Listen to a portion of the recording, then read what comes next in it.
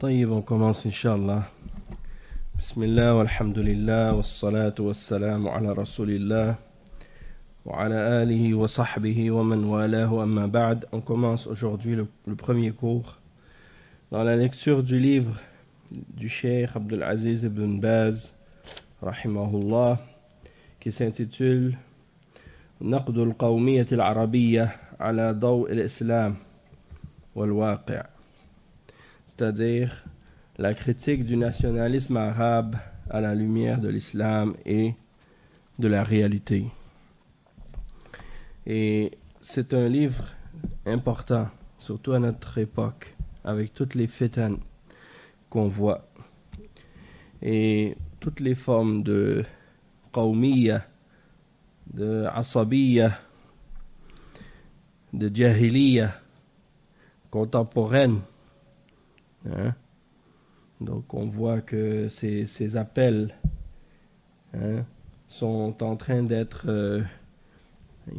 toutes ces bannières nationalistes qui se lèvent dans le monde. On les voit dans les pays de Kufr, et c'est de là que ça vient en fait. C'est là où se trouve l'origine de ces formes de ta'assub. Et on voit que ça se propage, et ça s'est propagé dans les pays arabes et dans les pays musulmans de façon générale, arabes et non arabes. Donc le cheikh, lui, rahimahullah, il a fait la critique du nationalisme arabe, mais il ne faut pas comprendre que ça se limite uniquement à la critique du nationalisme arabe.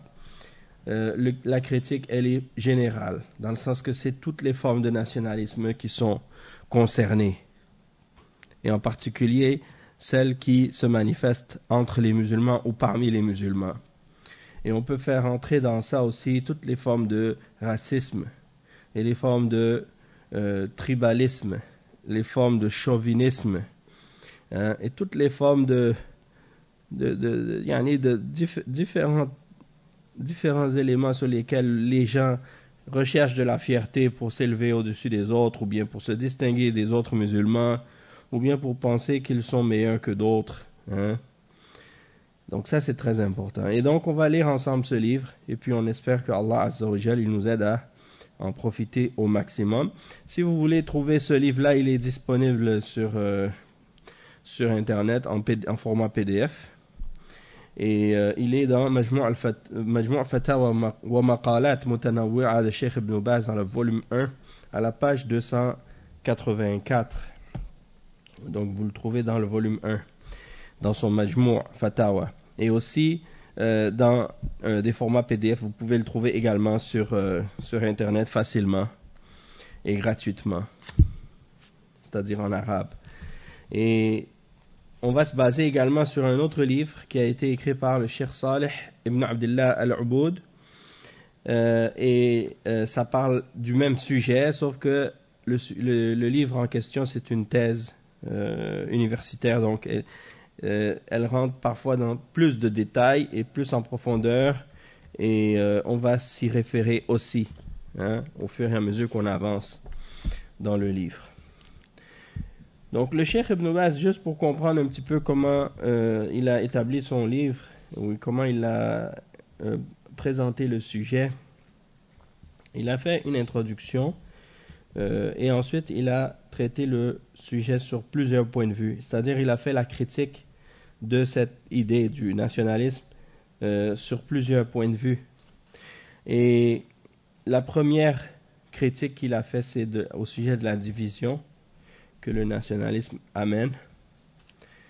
Ensuite, il a traité du deuxième point qu'il a mentionné, c'est au sujet du fait que le nationalisme fait partie de qu'est-ce qu'on appelle en arabe da'wa al-jahiliya, c'est-à-dire à l'appel de l'ignorance et de la période pré-islamique. Donc ça rentre dans ce qui est interdit de ce point de vue-là. Ensuite, il parle également, ou il critique également le nationalisme arabe et le nationalisme en général Et selon d'autres points de vue, bon, je vous ai mentionné deux. Donc il y a le troisième point aussi. Oui, la troisième c'est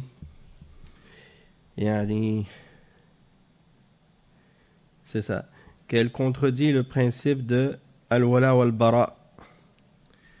Donc ça aussi on va en parler.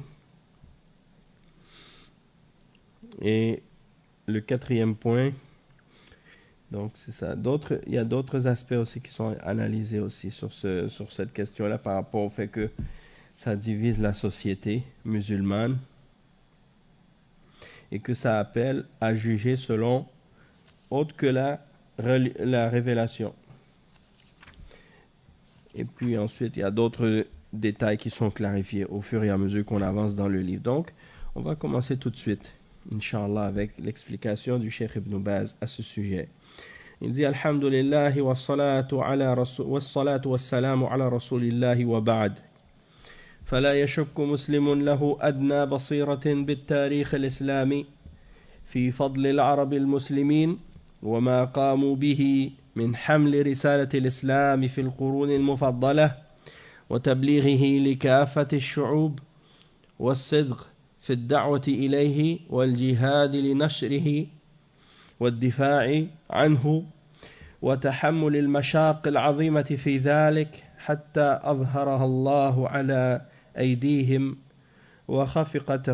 وخفقت رايته في غالب المعمورة وشاهد العالم على أيدي دعاة الإسلام في صدر الإسلام أكمل نظام وأعدل حاكم ورأوا في الإسلام كل ما يريدون وينشدون من خير الدنيا والآخرة ووجدوا في الإسلام تنظيم حياة سعيدة تكفل لهم العزة والكرامة والحرية من عبادة العبيد وظلم المستبدين والغلاة الغاشمين وجدوا في الإسلام تنظيم علاقاتهم بالله سبحانه بعبادة عظيمة تصلهم بالله وتطهر قلوبهم من الشرك والحقد والكبر وتغرس فيها غاية الحب لله وكمال الذل له والتلذذ بمناجاته وتعرفهم بربهم وبأنفسهم وتذكرهم بالله وعظيم حقه كلما غفلوا أو كاد أن يغفلوا وجدوا في الإسلام تنظيم علاقاتهم بالرسول صلى الله عليه وسلم وماذا يجب عليهم من حقه والسير في سبيله ووجدوا في الإسلام أيضا تنظيم العلاقات التي بين الراعي والرعية وبين الرجل وأهله وبين الرجل وأقاربه وبين الرجل وإخوانه المسلمين وبين المسلمين والكفار بعبارات واضحة وأساليب جلية ووجدوا من الرسول صلى الله عليه وسلم ومن الصحابة وأتباعهم بإحسان تفسير ذلك بأخلاقهم الحميدة وأعمالهم المجيدة فأحب الناس الإسلام وعظموه ودخلوا فيه أفواجا وأدركوا فيه كل خير وطمأنينة وصلاح وإصلاح. Donc ici le cheikh il fait une introduction générale et il explique, après avoir mentionné la louange d'Allah et la bénédiction et la paix et l'éloge sur le prophète Mohammed sallallahu alayhi wa sallam, et ensuite il dit il n'y a pas de doute que n'importe quel musulman qui a une moindre compréhension de l'histoire islamique, il va reconnaître le mérite des Arabes musulmans et qu'est-ce qu'ils ont fait comme effort pour porter le message de l'islam parmi les 3 meilleures générations et de transmettre cette religion à tous les peuples sur terre avec sincérité dans leur appel et dans leur invitation à l'islam et dans la lutte qu'ils ont menées pour propager et défendre cette religion, et dans les difficultés immenses qu'ils ont dû supporter pour parvenir à faire cela, jusqu'à ce que Allah Azza wa Jal fasse paraître par l'effort de leurs mains ce qui montre la grandeur de cette religion, jusqu'à ce qu'elle se propage dans la plupart des parties du monde. Et le monde a été témoin à partir de ces prêcheurs qui ont propagé l'islam. Ils ont été témoins au début de la propagation de l'islam et de l'expansion de l'islam. Ils ont été témoins d'un système parfait et d'une justice qui a été établie avec cette religion. Et ils ont vu également tout ce qu'ils recherchaient, tout ce qu'ils souhaitaient dans les biens de ce bas monde et de l'au-delà. Ils ont trouvé en l'islam une organisation de la vie qui est heureuse et qui amène le bonheur et qui leur donne également la fierté, l'honneur et la liberté, dans le sens que cette religion les libère d'être des esclaves des créatures. Il les amène à se libérer des injustes et des tyrans qui les oppressent et qui leur faisaient du tort. Donc ils ont trouvé en l'islam une organisation également de leur relation vis-à-vis d'Allah Azza wa Jal et de grandes formes d'adoration qui les relient à Allah Azza wa Jal et qui purifient leur cœur du shirk, de la rancune, de la haine, de l'orgueil, et qui plantent dans leur cœur l'amour d'Allah et la soumission totale à Allah Azza wa Jal, et qui les mène à savourer également la dévotion et la prière qu'ils font à leur Seigneur, Allah Azza wa Jal. Et une religion qui leur apprend à connaître leur Seigneur et à se connaître eux-mêmes, et qui leur rappelle d'Allah et de son droit immense sur eux. À chaque fois qu'ils deviennent insouciants ou qu'ils risquent de devenir insouciants, ils trouvent en l'islam un rappel pour les ramener justement à la droiture et à la reconnaissance de la grandeur de leur Seigneur. Ils ont également trouvé en islam l'organisation de la relation avec le messager sallallahu alayhi wa sallam. Et qu'est-ce qui est obligatoire pour eux par rapport à son droit et l'obligation de suivre sa voie et son chemin.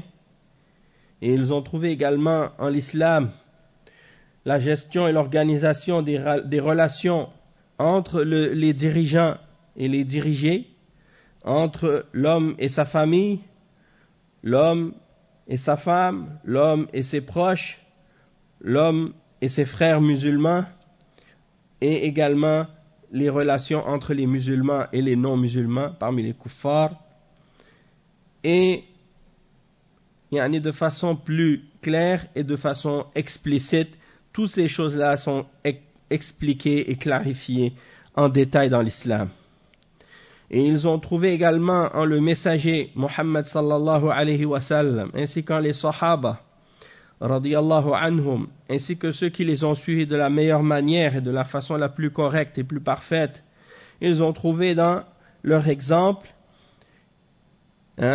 l'interprétation de tout ce que cela peut signifier, et la mise en pratique de tout ce que l'islam peut contenir comme bon comportement et comme œuvre glorieuse. Et donc, à cause de tout ça, les hommes ont aimé l'islam. Tous ceux qui ont été en contact avec l'islam et avec les musulmans ont aimé cette religion. Et ils l'ont respectée. Et ils sont rentrés dans cette religion-là par groupe, parce qu'ils ont compris tout le bien, toute la sérénité et toute la réforme que cette religion-là pouvait contenir et qu'est-ce qu'elle pouvait leur procurer dans leur vie.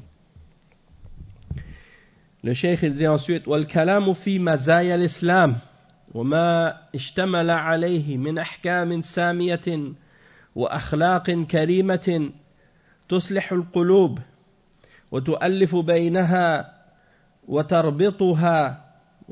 وتربطها برباط وثيق من المودة في الله سبحانه والتفاني في نصر دينه والتمسك بتعاليمه والتواصي بالحق والصبر عليه لا ريب أن الكلام في هذا الباب يطول والقصد في هذه الكلمة الإشارة إلى ما حصل على أيدي المسلمين من العرب في صدر الإسلام من الجهاد والصبر وما أكرمهم الله به من حمل مشعل الإسلام إلى غالب المعمورة وما حصل للعالم من الرغبة في الإسلام والمسارعة إلى الدخول فيه لما اشتمل عليه من الأحكام الرشيدة والتعاليم السمحة والتعريف بالله سبحانه وتعالى بأسمائه وصفاته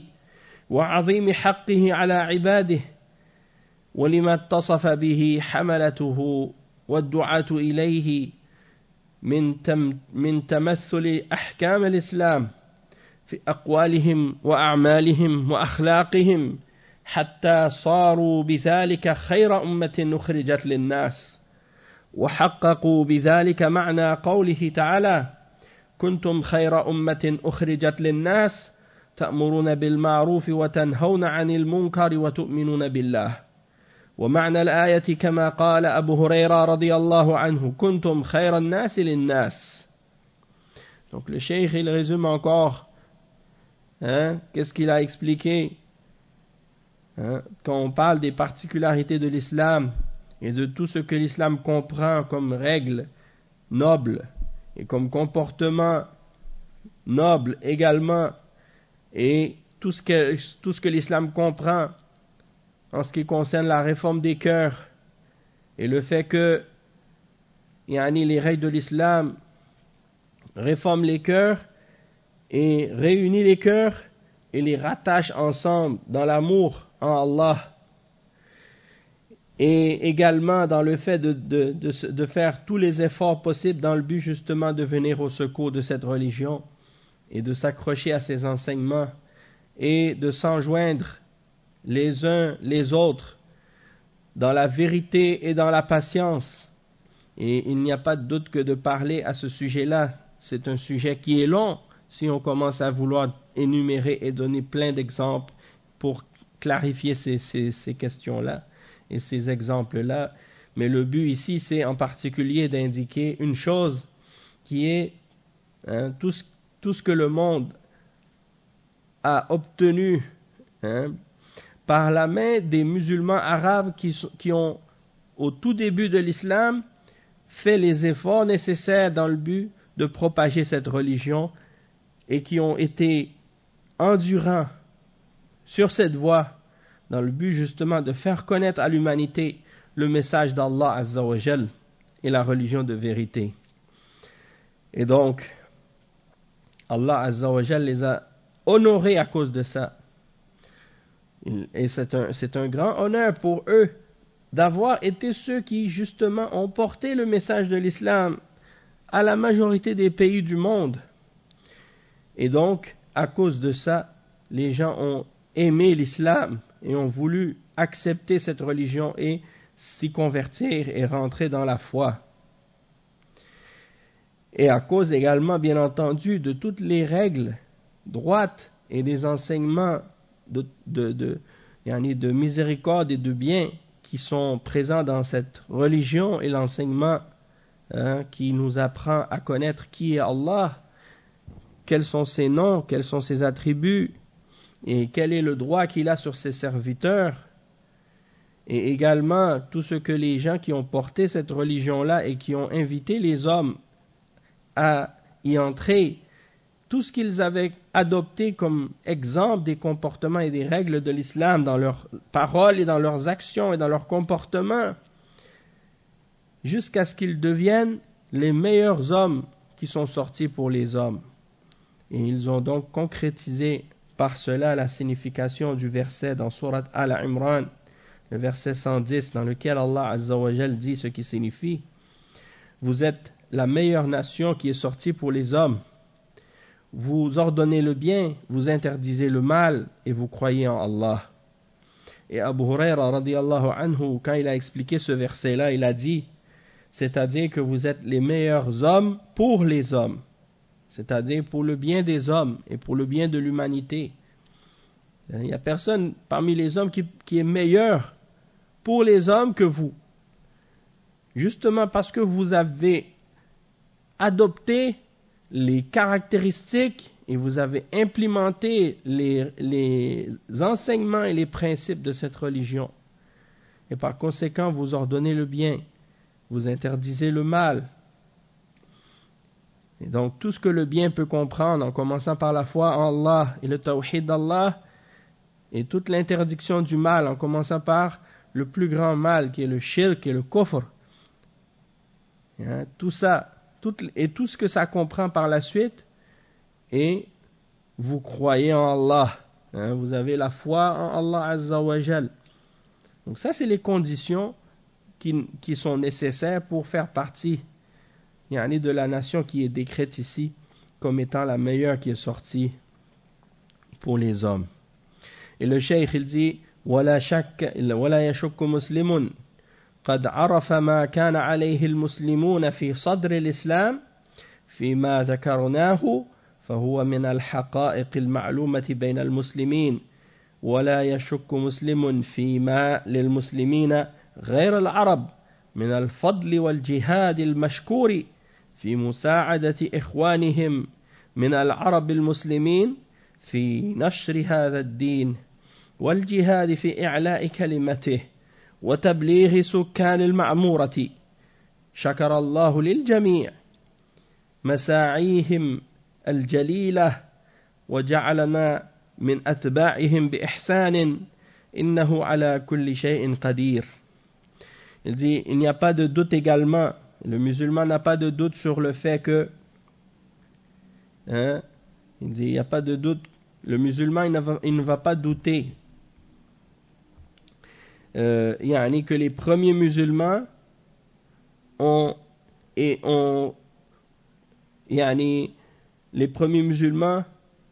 les musulmans qui ont reçu le message de l'islam, en commençant par les sahaba et les tabi'in et les tabi'in, tous ces premières générations de l'islam, il n'y a pas de doute, et le musulman ne doute pas sur le fait qu'ils ont été tels que nous l'avons mentionné et tels que nous venons de le décrire, parce que ce sont des réalités qui sont connues entre les musulmans. De même que le musulman ne doute pas du fait que les musulmans non arabes ont eu aussi un grand mérite et qu'ils ont fait une lutte qui est reconnue et remerciée, et qu'ils sont venus à l'aide de leurs frères parmi les musulmans arabes dans la propagation de cette religion et dans la lutte et dans le djihad, dans le but d'élever la parole d'Allah Azza wa Jal et de propager cette religion à travers le monde. Donc Allah récompense et remercie tous les gens qui ont travaillé à cette tâche immense et majestueuse, et qu'il fasse que nous soyons tous parmi ceux qui les ont suivis de la meilleure manière. Il a certes le pouvoir sur toute chose. Et le cheikh il dit ensuite وإنما الذي ينكر اليوم أو إنما الذي ينكر اليوم ويستغرب صدوره عن كثير من أبناء الإسلام من العرب انصرافهم عن الدعوة إلى هذا الدين العظيم الذي رفعهم الله به وأعزهم بحمل رسالته وجعلهم ملوك الدنيا وسادة العالم لما حملوا لواءه وجاهدوا في سبيله بصدق وإخلاص حتى فتحوا الدنيا وكسروا كسرى وقصروا قيصرا واستولوا على خزائن مملكتيهما وأنفقوها في سبيل الله سبحانه وكانوا حين ذاك في غاية من الصدق والإخلاص والوفاء والأمانة والتحاب في الله سبحانه وتعالى والمؤاخاة فيه لا فرق عندهم بين عربي وعجمي ولا بين أحمر وأسود ولا بين غني وفقير ولا بين شرقي وغربي بل هم في ذلك إخوان متحابون في الله متعاونون على البر والتقوى مجاهدون في سبيل الله صابرون على دين الإسلام لا تأخذهم في الله لومة لائم يوالون في الإسلام ويعادون فيه ويحبون عليه ويبغضون عليه ولذلك كفاهم الله مكائد أعدائهم وكتب لهم النصر في جميع ميادين جهادهم كما وعدهم الله سبحانه وتعالى بذلك في كتابه المبين حيث يقول سبحانه وكان حقا علينا نصر المؤمنين وقال تعالى يا أيها الذين آمنوا إن تنصروا الله ينصركم ويثبت أقدامكم. Donc le cheikh il explique, il dit qu'est-ce qui est étonnant et qu'est-ce qu'on condamne aujourd'hui, c'est de voir que beaucoup d'entre les enfants de l'islam parmi les arabes se détournent de cet appel à cette religion immense par laquelle Allah Azza wa Jal les a élevés et leur a donné la fierté de porter justement son message et a fait d'eux les rois du monde et les chefs de ce monde. Lorsqu'ils ont porté la bannière de cette religion et qu'ils ont lutté dans le sentier de cette religion avec sincérité, avec pureté d'intention, jusqu'à ce qu'ils réussissent à conquérir le monde et qu'ils ont brisé l'empire de Kisra, qui était l'empereur perse, et l'empire de Qaysar, César, l'empire romain, et ils ont pris le dessus sur les trésors de ces deux empires et ont utilisé justement ces trésors et l'ont dépensé dans le sentier d'Allah.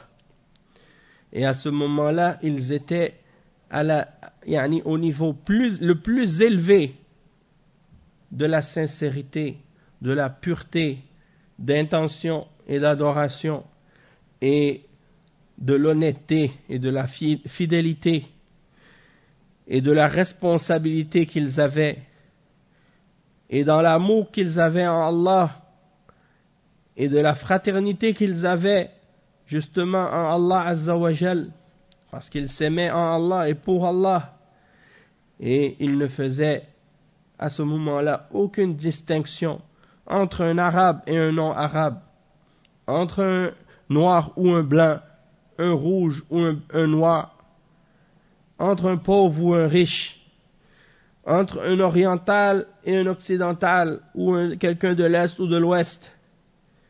Ils n'étaient que des frères qui s'aiment les uns les autres en Allah Azza wa Jal et qui s'entraident les uns les autres dans la piété et dans le fait de se préserver d'Allah Azza wa Jal et de son châtiment, et qui luttent et font le djihad dans le sentier d'Allah pour élever la parole d'Allah, et qui endurent les épreuves et les tribulations et les difficultés dans le chemin de la propagation de cette religion de l'islam, et qui ne prend ils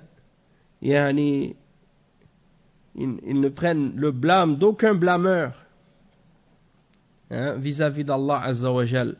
C'est-à-dire du moment qu'ils sont sur l'ordre d'Allah et son commandement, ils ne vont se laisser intimider par la critique ou par le blâme de quiconque.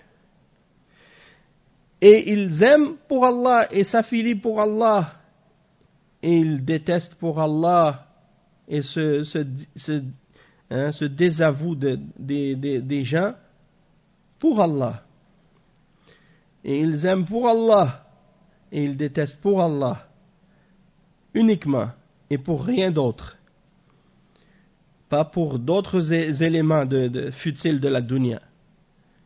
Contrairement à ce qu'on voit aujourd'hui malheureusement, des gens qui se disent musulmans ou qui disent qu'ils sont musulmans et qui par la suite détestent d'autres musulmans qui sont sur le Coran et la Sunna comme eux et qui aiment Allah et son messager. Alors il y a certains musulmans qui font des distinctions parfois parce que quelqu'un vient d'un autre pays ou qu'il est d'une autre origine ethnique ou parce qu'il parle une autre langue ou parce qu'il a une autre couleur. Tout ça fait partie de la jahiliya. Et ça, c'est condamné en islam et c'est interdit par l'islam. Et imaginez, quand ces choses-là, et on va en parler de toute façon, mais quand le prophète sallallahu alayhi wa sallam était en vie, il n'acceptait pas, sallallahu alayhi wa sallam, que les musulmans se disputent les uns contre les autres et qu'ils se distinguent les uns des autres par des appellations quelconques ou à cause de leur origine, ou à cause de leur classe sociale, ou à cause de leur rang, ou à cause de leur famille, leur noblesse, leur richesse, leur pauvreté, leur couleur. Non. Rien de ça n'était toléré par le prophète sallallahu alayhi wa sallam. Et il considérait toutes ces choses-là comme faisant partie de la jahiliya. Or, aujourd'hui, on le voit, dans beaucoup de pays musulmans, des formes de discrimination ou de racisme même parfois, ou bien de dénigrement de certaines personnes, ou bien de penser qu'on est meilleur que les autres, que ce soit des différences entre les gens, par exemple, dans le même pays, parfois dans la même couleur, mais parce qu'ils sont différentes ethnies. Et ça, c'est de la jahiliya. Et tu vois que dans certains pays musulmans, certains musulmans veulent se séparer des autres.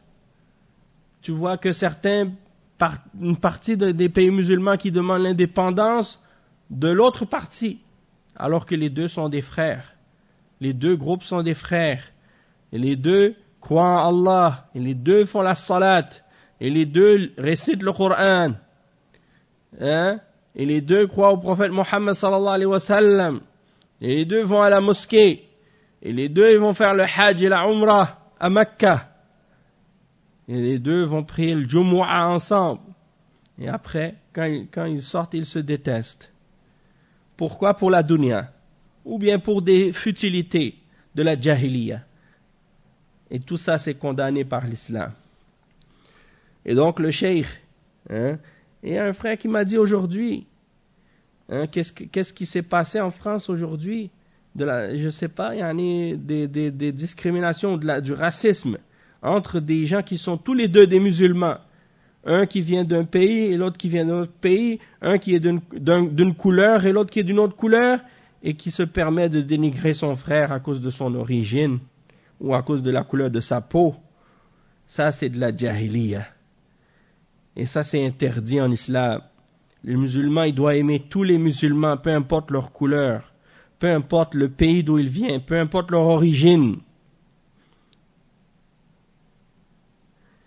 Et donc ça, c'est important.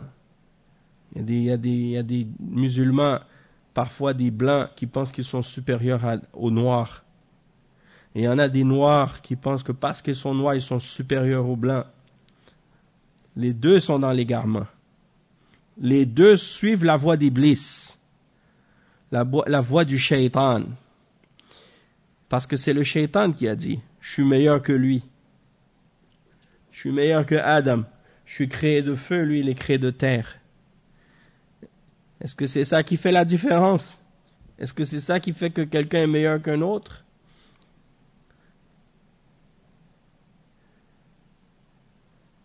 C'est pas ça qui fait la différence.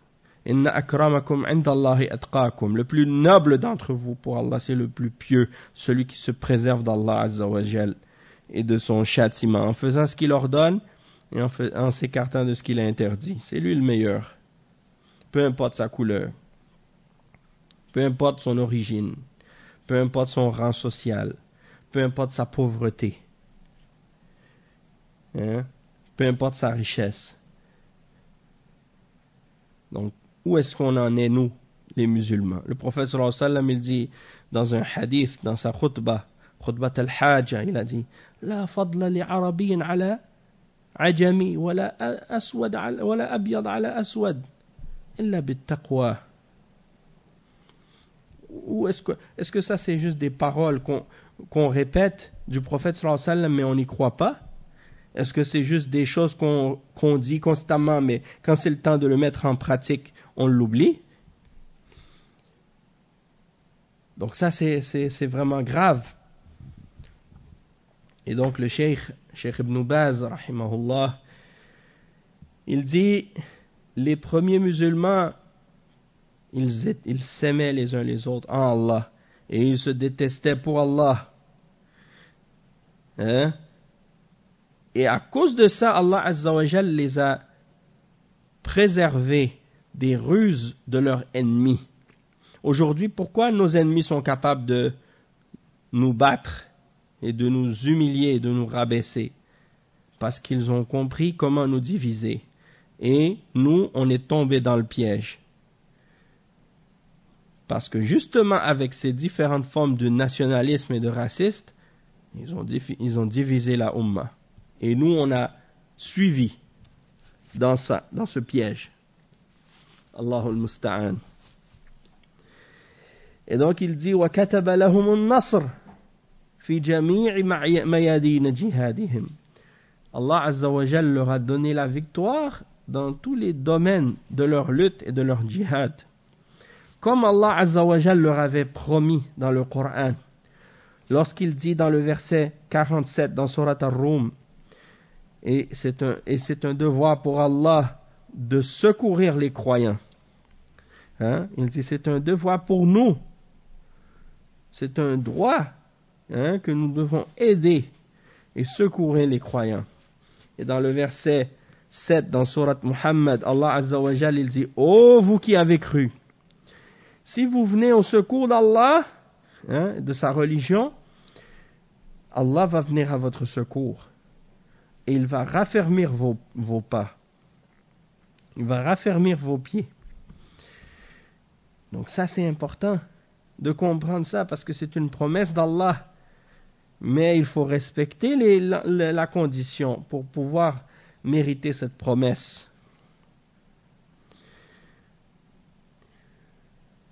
Également,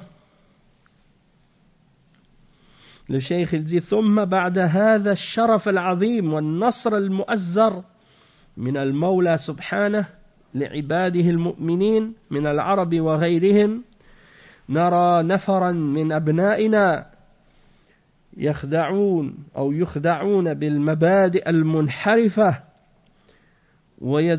ويدعون إلى غير الإسلام كأنهم لم يعرفوا فضل الإسلام وما حصل لأسلافهم بالإسلام من العزة والكرامة والمجد الشامخ والمجتمع القوي الذي كتبه الله لأهل الإسلام الصادقين حتى إن عدوهم ليخافهم وهو عنهم مسيرة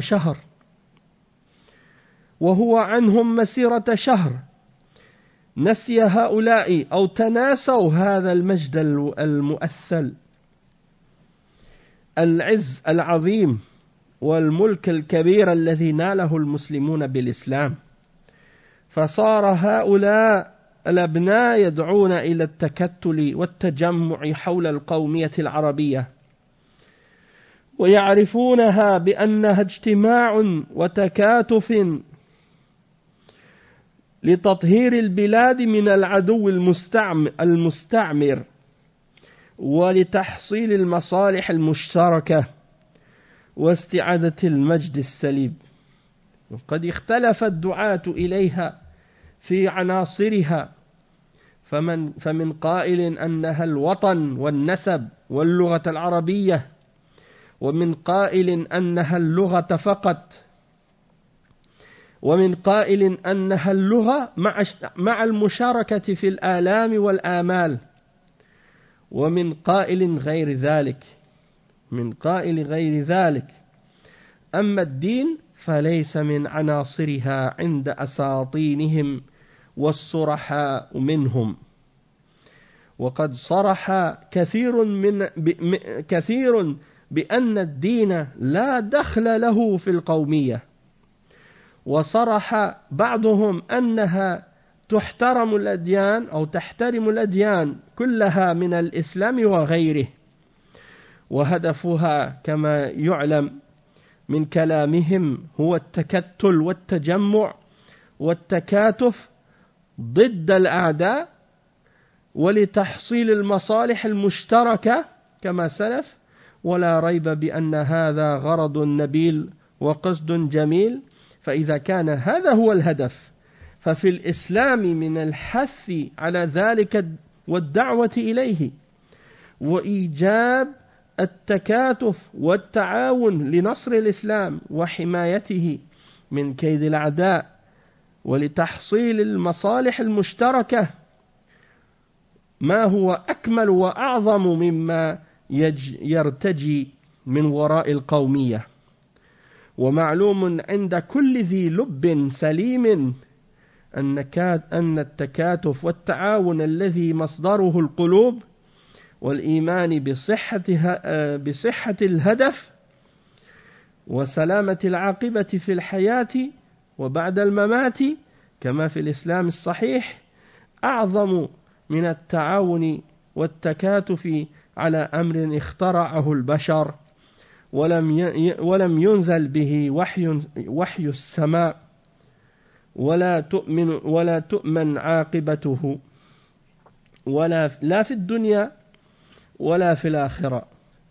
وأيضا فالتكاتف والتعاون الصادر عن إيمان بالله وصدق في معاملته ومعاملة عباده مضمون له النصر وحسن العاقبة كما في الآيات الكريمات التي أسلفنا ذكرها، بخلاف التكاتف والتعاون المبني على فكرة جاهلية تقليدية لم يأت بها شرع ولم يضمن لها النصر.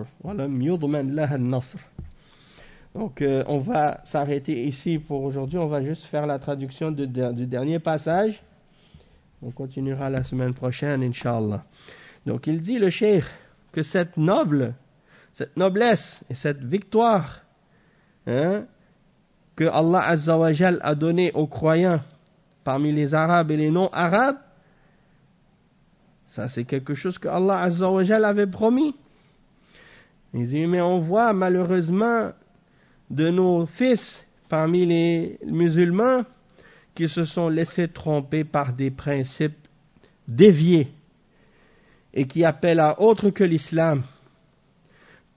Et il dit c'est comme s'ils n'avaient pas connu le mérite de l'islam et ce que leurs prédécesseurs ont obtenu par l'islam comme honneur et fierté et comme grandeur et majesté, et comment ils ont établi une société forte. Et Allah Azza wa Jalla l'a prescrit et l'a écrit pour tout peuple qui suit l'islam avec sincérité. Même leur ennemi avait peur d'eux d'une distance d'1 mois. Donc ces gens-là ont oublié, ou ils font exprès d'oublier la grande majesté, la grande fierté et le grand royaume que les musulmans ont réussi à acquérir par l'islam. Et donc ces enfants de l'islam et des musulmans, au lieu d'appeler à l'islam, ils se réunissent pour appeler, ils se réunissent et se rassemblent autour du nationalisme. Le nationalisme arabe. Et après le nationalisme arabe, Eh bien, une fois que les Arabes se réunissent autour du nationalisme, qu'est-ce que ça fait? Pour les autres peuples musulmans qui ne sont pas arabes, ils se réunissent autour de d'autres formes de nationalisme aussi. Les Arabes se réunissent autour du nationalisme arabe, les Turcs se réunissent autour du nationalisme turc, les Indiens se réunissent autour du nationalisme indien ou pakistanais, les Africains se réunissent autour du nationalisme africain, et ainsi de suite. Et le résultat, c'est, bien entendu, la division des musulmans. Mais le pire, c'est que ces gens-là, ils prétendent qu'ils se réunissent de cette façon autour du nationalisme dans le but de purifier leur terre et leur pays de l'ennemi colonisateur et pour amener un bienfait commun et pour faire revenir leur fierté qu'ils ont perdue.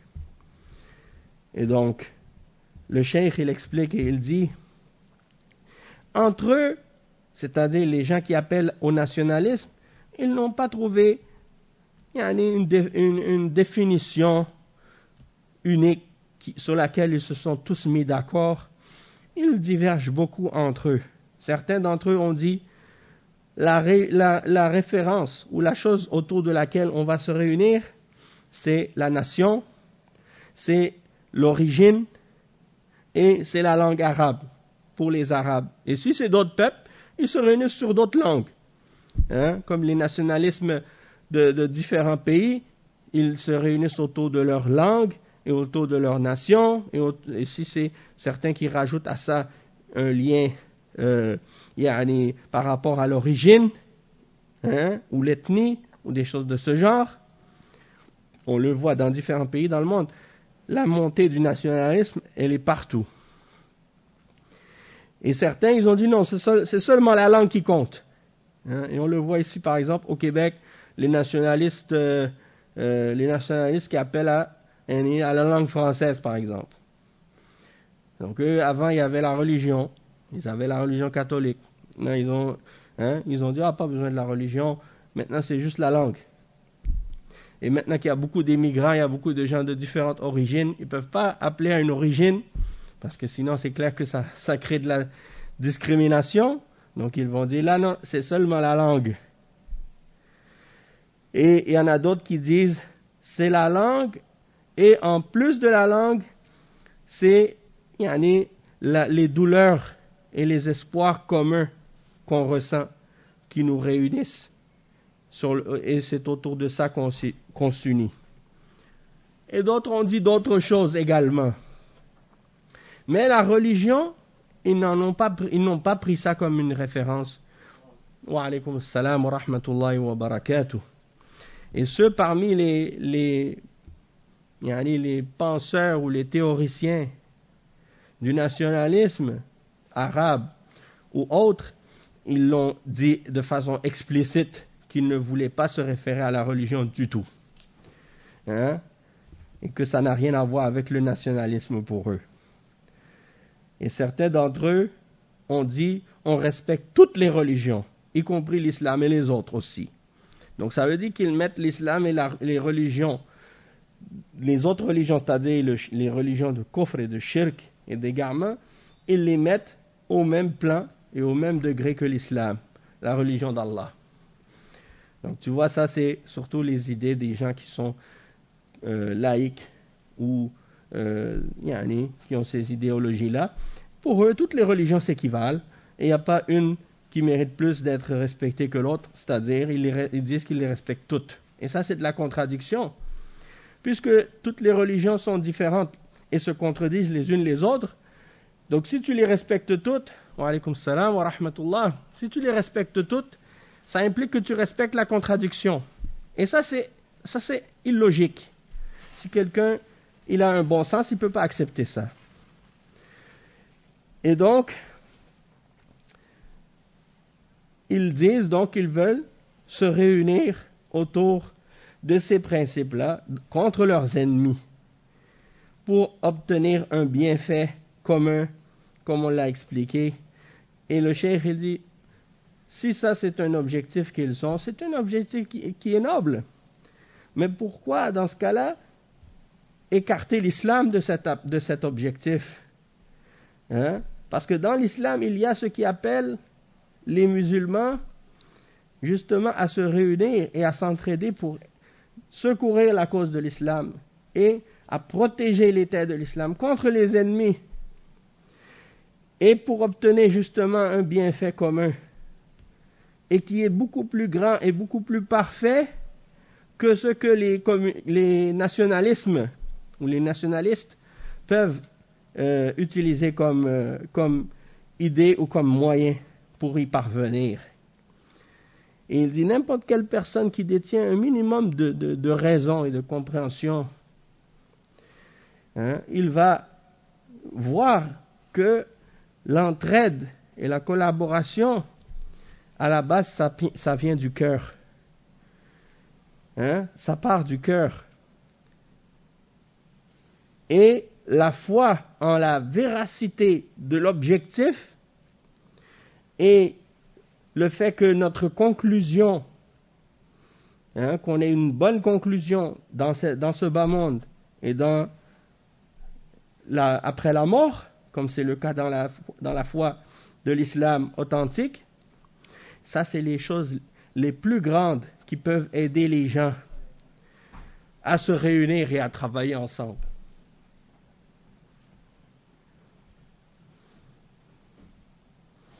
Beaucoup plus que si c'est de se réunir autour d'une idéologie qui a été inventée par des êtres humains et au sujet de laquelle Allah n'a fait descendre aucune révélation.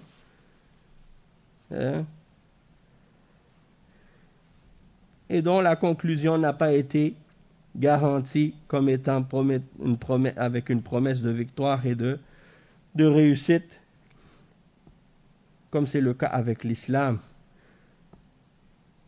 puisque Allah Azza wa Jal a promis la victoire aux croyants. Donc on va s'arrêter ici pour aujourd'hui, puis on continuera la semaine prochaine, Inch'Allah. J'avais mal calculé le temps aujourd'hui. Donc je vois que là c'est l'heure de l'iqama, on va s'arrêter pour la salat, Inch'Allah. Subhanakallah wa bihamdik, ashhadu an la ilaha illa anta astaghfiruka wa atubu ilayk, wa sallallahu wa sallam ala nabiyyina Muhammad wa ala alihi wa sahbihi ajma'in. Wassalamu alaykum wa rahmatullahi wa barakatuh.